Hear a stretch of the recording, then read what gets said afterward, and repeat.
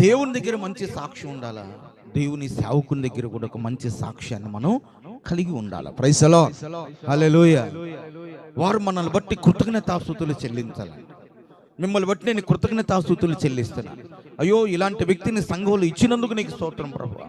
ఇలాంటి తండ్రి విశ్వాసిని మీరు మాకు ఇచ్చినందుకు నీకు స్తోత్రం ప్రభువా.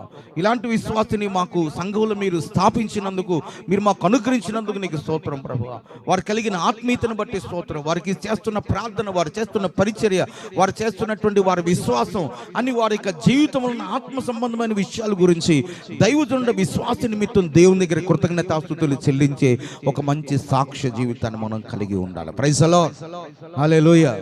సాక్ష్య జీవితం ఎలాంటిదంటే ఒక ప్రకాశించే దీపం లాంటిది. అది అనేకులను వెలిగిస్తుంది. ఒక దీపం ఎలాగ అనేక మందిని వెలిగిస్తుందో, ఒక సాక్ష్య జీవితం అనేక మందిని వెలిగిస్తుంది. ఒక్క సమరీ స్త్రీ సాక్ష్యం చెప్పగలిగితే గ్రామం